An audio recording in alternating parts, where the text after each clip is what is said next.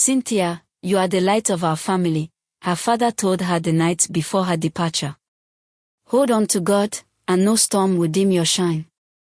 The day of her departure was both joyous and sober. The entire family gathered to bid her farewell, offering gifts of fruit, beads, and heartfelt prayers.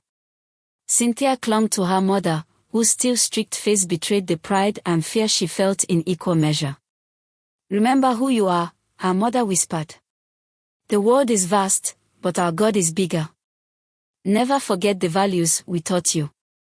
Cynthia's arrival at Holy Trinity School was nothing short of overwhelming. The sprawling campus filled with tall buildings and well-dressed students was a stark contrast to the simplicity of her former school.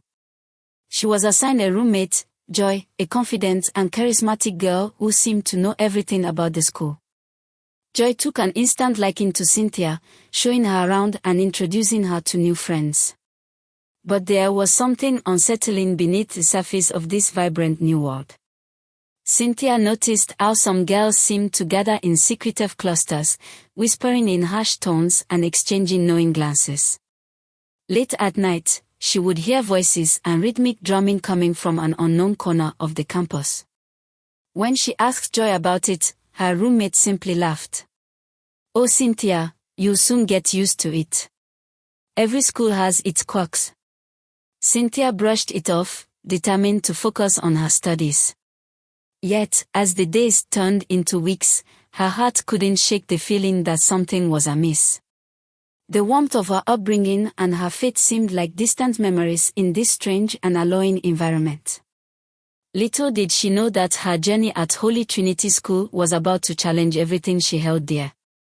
Holy Trinity School was an architectural masterpiece, its towering walls covered in ivy, standing like a fortress of tradition and knowledge. But despite its serene facade, Cynthia couldn't shake the feeling that something lay hidden beneath its surface, a whisper of secrets woven into the very fabric of its existence. Cynthia's first week was a whirlwind of lectures, introductions, and getting accustomed to the new environment. Joy, her roommate, quickly became her guide and confidant.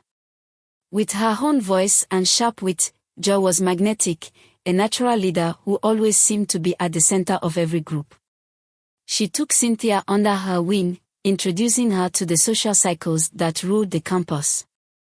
But the school wasn't just a place for academics or friendships, it had its own unspoken hierarchy. Later at night, when the world outside was silent, the campus would come alive with an eerie pulse. Cynthia would often wake to the faint sound of rhythmic drumming, muffled whispers, and the flicker of candlelight in the distance. "What's that noise?" she asked Joy one night. "Oh, it's probably just some girls doing their silly rituals," Joy replied dismissively.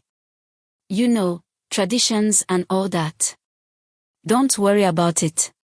But Cynthia won't stop. She had grown up in a home where spiritual matters were taken seriously, and the unsettling feeling in her chest refused to go away. One afternoon, as Cynthia walked back to her dormitory, she noticed a small group of girls huddled under a tree. Their laughter was light and carefree, but their eyes told a different story. One of them, a striking girl named Toyosi, caught Cynthia staring and flashed her an enigmatic smile. "Cynthia, right? You should join us sometime," Toyosi called out. "Join you for what?" Cynthia asked, feeling a strange mix of curiosity and apprehension. "Oh, you see," Amaka replied, her voice dripping with mischief. "It's enlightening." That night, Joy invited Cynthia to a gathering. "It's just a study circle," she said. "A chance to unwind and connect with other girls. You've been so uptight lately, you need to loosen up." Cynthia hesitated but eventually agreed.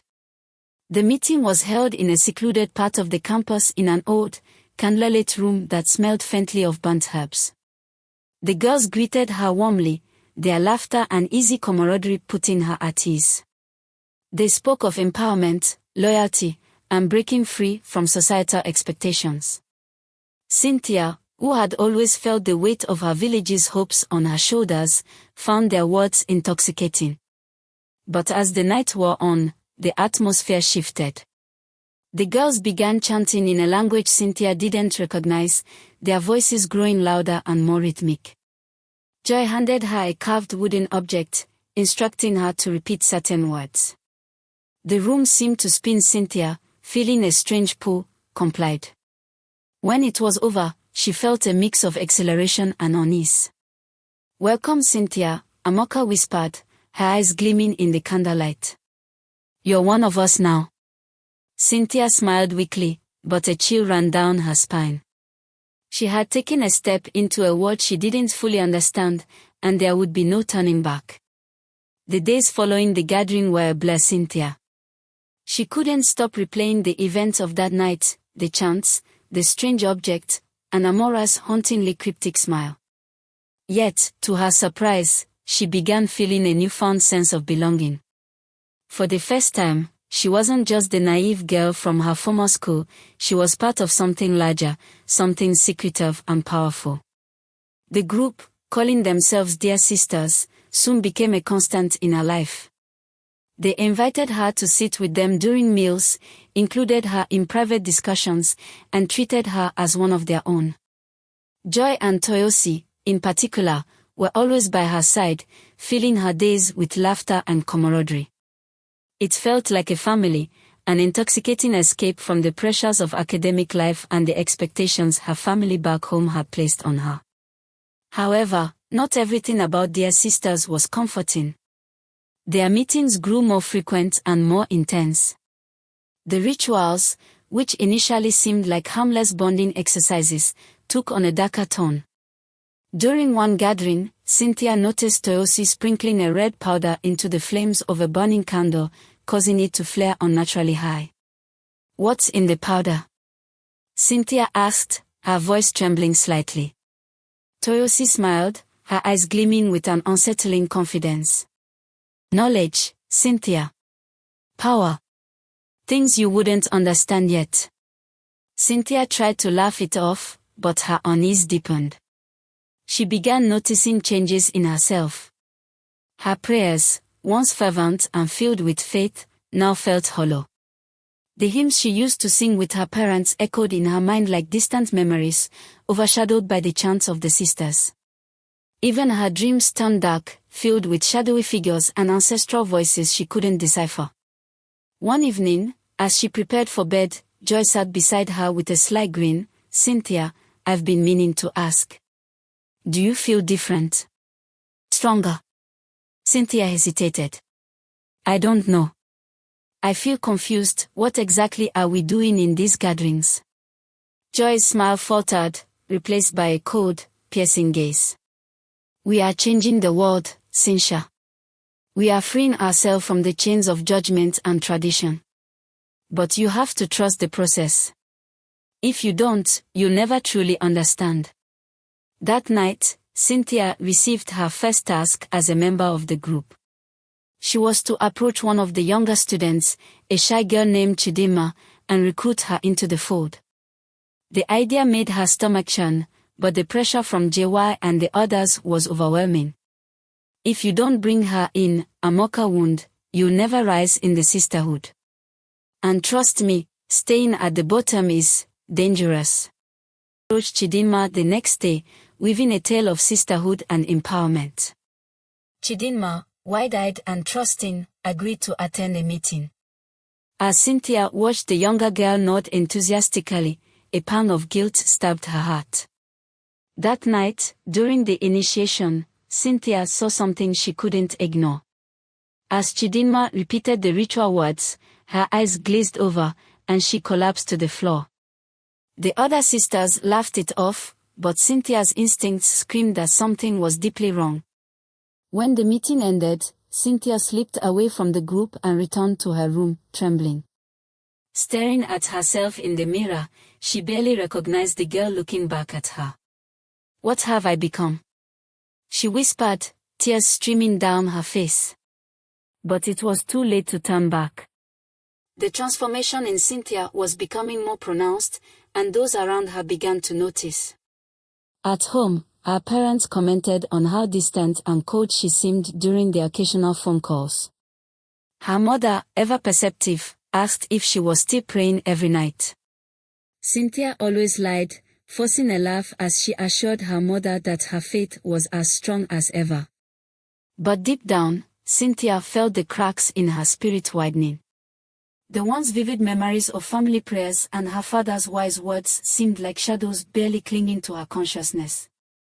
At school, dear sisters continued to exert their influence. Toyosi and Joy became more demanding, expecting Cynthia to lead new recruits and participate in increasingly elaborate rituals. One evening, during a particularly tense meeting, the sisters performed the ceremony unlike anything Cynthia had seen before. The room was filled with the scent of burning herbs and a strange, pulsating energy. Toyosi stood in the center, holding an ancient-looking staff adorned with symbols Cynthia didn't recognize. "We are the chosen," Toyosi proclaimed, her voice echoing as if amplified by an unseen force. "Through us, the old ways will rise again. Through us, we reclaim the power stolen by those who seek to control us." The other girls cheered, their voices blending into a cacophony that made Cynthia's head spin. As the ceremony progressed, Toyosi approached Cynthia and handed her a dagger with an intricately carved handle. "Prove your loyalty," Toyosi whispered. Cynthia stared at the dagger, her hands trembling. "What do you mean?" she asked. Toyosi smiled, but there was no warmth in her eyes. "Every sister must make a sacrifice. It's the only way to ascend." The room fell silent, the weight of expectation pressing down on Cynthia. She could feel the eyes of the group boring into her, waiting for her to act. Her mind raced, searching for an escape, but there was none. With a shaky breath, she placed the dagger on the altar, refusing to carry out whatever dark act they had planned. Toyosi's smile faded, replaced by a cold, calculating expression. "Weakness," she hissed. "But we'll let it slide this time. You learn soon enough, Cynthia." After the ceremony, Cynthia returned to her room, her heart pounding. Joy confronted her there, her demeanor more sinister than ever. "Do you think you can defy the sisterhood?" she asked, her voice low and dangerous. "There are consequences for betrayal, Cynthia. Don't make us regret bringing you in." That night, Cynthia had a vivid dream. She stood in a dense forest, surrounded by shadows that whispered her name. Suddenly, an elderly woman with a weathered face emerged from the darkness. "Cynthia," the woman said, her voice firm but kind. "You are treading a dangerous path. Return to your roots before it's too late." When Cynthia awoke, the dream lingered in her mind. But even as she wrestled with her doubts, she felt trapped. Dear sisters had woven their web around her, and escaping seemed impossible. Yet, in the depths of her heart, a small spark of hope began to flicker. Cynthia's life began to spiral into chaos. The once innocent girl who had arrived at Holy Trinity School with dreams of academic success was now entangled in a dark web of secrecy and fear. The sisterhood's hold on her was tightening, and every attempt to resist seemed futile. The guilt of recruiting Chidema weighed heavily on her, and the memory of the girl collapsing during the ritual haunted her dreams. Back at home, her parents' concerns grew. Her mother called one evening, her voice laced with worry. "Cynthia, my daughter, are you all right? You sound distant." "I'm fine, Mama," Cynthia lied, her voice shaking. "School is just stressful, that's all." Her father took the phone, his deep voice steady and reassuring. "Remember, Cynthia, no matter where you are, God is with you. If there's anything troubling you, come home, we will face it together." His words struck a chord, but Cynthia couldn't bring herself to tell them the truth.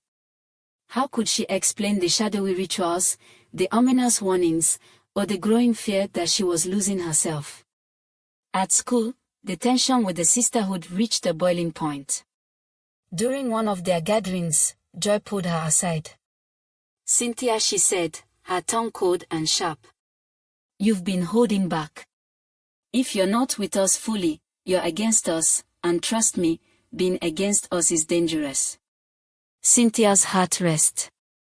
She was beginning to understand just how far the sisterhood's influence stretched. They weren't just a group of rebellious girls, they were something much darker, much older, steeped in an ancient power she didn't fully understand. Her breaking point came when she received a surprise visit from her family pastor, Reverend Is. He had been invited to the college to give a lecture on faith and morality, but when he saw Cynthia in the audience, he knew something was wrong. After the lecture, he pulled her aside. "Cynthia," he said gently, his wise eyes shaking hers. "You are not the same girl I saw last time, your spirit is troubled." Tears welled up in her eyes as she shook her head. "I'm fine, Reverend." Truly, but Reverend Is wasn't convinced. He placed a hand on her shoulder. "Whatever darkness you are facing, remember that no evil is greater than God. Come home, child, there is still time." That night, Cynthia sat alone in her room, clutching a small Bible her mother had packed in her suitcase. For the first time in weeks, she opened it, and her eyes fell on a verse, "The Lord is my light and my salvation, whom shall I fear?" Her moment of reflection was cut short when a knock came at her door. It was Joy, flanked by two other sisters. "We need to talk," she said, her voice low and dangerous. They led her to the meeting room where Amora stood waiting. "Cynthia," Toyosi said, her tone icy. "We've heard whispers. You've been talking to outsiders. Do you know what happens to traitors?" Cynthia felt her chest tighten. She was trapped, caught between her growing faith and the unrelenting grip of the sisterhood. As the girls closed in around her, she realized that the time for escape was running out. Cynthia's heart pounded as the sisters surrounded her, their faces shadowed by the flickering light of the ritual candles. Toyosi stepped forward, her piercing eyes locking onto Cynthia. "We trusted you," she said, her voice cold and calculated. "But now we hear you've been talking to people outside the sisterhood. Reverend Is, of all people. Tell me, Cynthia, have you forgotten the vows you made?" "I haven't betrayed anyone," Cynthia replied, her voice trembling but defiant. "I just needed clarity. I'm trying to understand what this all means." Toyosi's lips curled into a predatory smile. "Oh, we'll help you understand." At her signal, two of the girls seized Cynthia by the arms and forced her to her knees. The room seemed to grow colder, the air thick with tension. "You've forgotten what binds us," Toyosi continued. "Tonight, we'll remind you." She raised the curved staff, and the other girls began chanting in a language Adiabi couldn't comprehend. The room darkened, and the shadows on the walls seemed to take on a life of their own, twisting and writhing like living creatures. Cynthia's fear reached a fever pitch as she realized the sisterhood's power wasn't just metaphorical, it was real and it was terrifying. As the ritual intensified, Cynthia felt an overwhelming pressure in her chest, as though unseen hands were gripping her heart. Her vision blurred, and she saw flashes of her parents' faces, her father's kind smile and her mother's tearful eyes. A voice echoed in her mind, soft but firm, "Stand strong, Cynthia. You are not alone." Summoning every ounce of courage, Cynthia interrupted the ritual, her voice cutting through the chanting. "No," she shouted, her words ringing with unexpected strength. "I won't be part of this anymore." The room fell silent, the candles flickering violently as if responding to her defiance.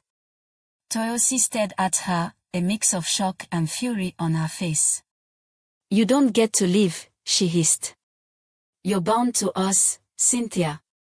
You swore an oath." Cynthia struggled to her feet, her resolve hardening. "I may have made a mistake, but I will not let it define me. Whatever power you think you have, it's nothing compared to the God I serve." Toyosi's laughter was chilling, echoing through the room like shards of broken glass. "You think your God can save you here? You're already ours. There's no escape." but Cynthia wasn't listening. She bolted for the door, shoving past the other girls. Their shouts followed her as she ran through the darkened campus, her heart pounding like a drum. She didn't stop until she reached the chapel, a small, forgotten building on the edge of the school grounds. Falling to her knees, she began to pray, tears streaming down her face. "God, I've lost my way," she whispered. "Help me find the strength to break free." As she prayed, a strange calm washed over her. The air in the chapel seemed to shift, growing warmer and lighter.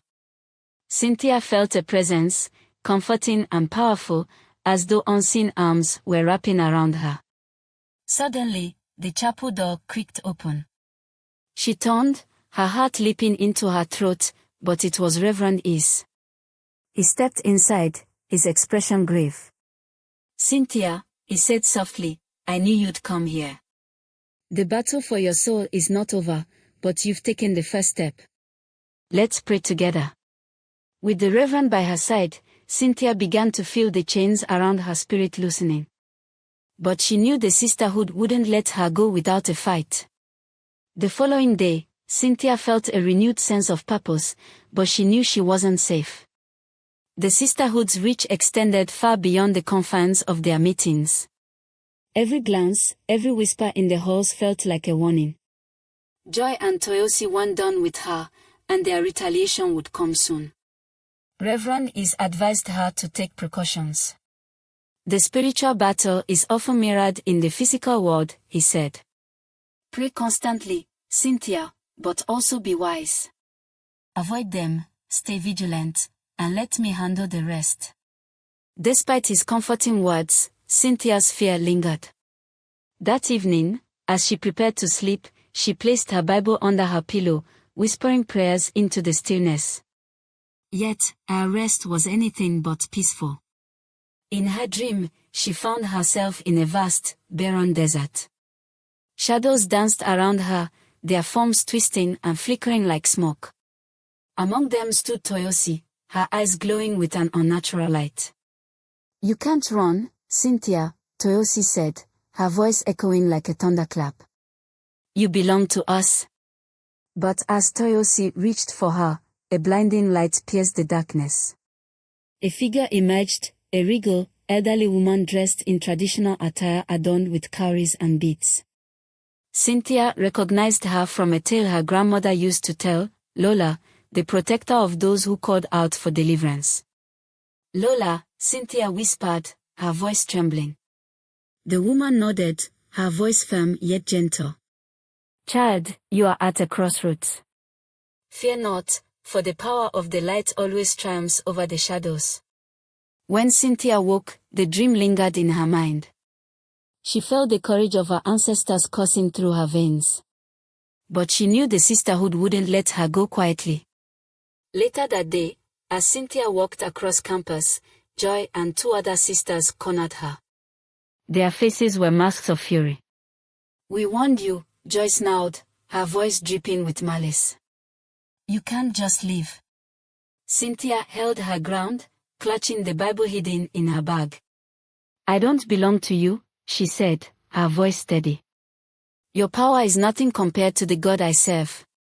Toyosi appeared from the shadows, her presence commanded. "You're making a mistake, Cynthia," she said. "But perhaps you need a final lesson." Before Cynthia could respond, the sisters began chanting in unison, their words strange and guttural. The air around them grew heavy, and Cynthia felt an invisible force pressing against her. It was as though the very ground beneath her was shifting, trying to pull her under. But instead of succumbing to fear, Cynthia closed her eyes and began to pray aloud. Her words were shaky at first, but as she continued, they grew stronger, infused with faith. "The Lord is my shepherd, I shall not want," she said, her voice cutting through the chanting. The oppressive force began to waver, the air around her shimmering like heat waves. Toyosi's confident expression faltered, her eyes narrowing in disbelief. "What are you doing?" she said. Cynthia didn't stop. She prayed louder, invoking every scripture her parents had taught her. Suddenly, the pressure lifted, and a powerful wind swept through the area, extinguishing the candles the sisters had lit. Toyosi stumbled back, her confidence crumbling. "This isn't over," she spat, retreating into the shadows with the others. Cynthia watched them go, her knees trembling but her heart steady. She had won this round, but she knew the battle wasn't finished. Returning to her room, she called Reverend Is. "They tried again," she said, her voice heavy with exhaustion. "Then we must escalate," the Reverend replied. "You need a cleansing, Cynthia. And this time, your parents must be involved." The next morning, Cynthia packed her belongings and left the school for home. Reverend Is had insisted she return to her family, where the bonds of love and faith could fortify her against the sisterhood hold. As the bus rumbled toward Onitsha, Cynthia replayed the events of the past weeks in her mind. Fear still clung to her, but so did hope. When she arrived, her mother greeted her with open arms, immediately sensing that something was wrong. "Cynthia, my child," she said, holding her tightly. "What has happened to you?" Her father joined them, his calm presence a source of strength. "Let's sit down, Cynthia," he said. "You're home now. Whatever it is, we'll face it together." As the family gathered in the small living room, Cynthia told them everything about the sisterhood, the rituals, the darkness she had witnessed, and the spiritual battle raging within her. Her parents listened in silence, their expressions shifting from shock to resolve. Reverend Is arrived shortly after, carrying a warm Bible and a bottle of anointing oil. "This is not just a fight against flesh and blood," he said, his voice firm. "It is a battle against principalities and powers. But Cynthia, you are not alone. God has been with you through it all." The cleansing ceremony began in the family's living room, where Reverend Is led prayers of deliverance. Cynthia knelt in the center of the room as her parents prayed fervently alongside the Reverend. The words of the prayers filled the air, their power palpable. As the Reverend anointed her forehead with oil, Toyosi felt a searing heat spread through her body. It wasn't painful, but it was intense, as though every shadow clinging to her spirit was being burned away. She began to weep, her tears mingling with the oil as her family's prayers grew louder. Suddenly, the room grew cold, and the lights flickered. A strange wind swept through the house, rattling the windows. Cynthia's mother grabbed her hand tightly, her voice unwavering as she prayed, "You have no power here."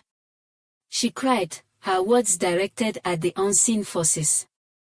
Cynthia felt a pressure in her chest, as though something was trying to hold on, refusing to let go.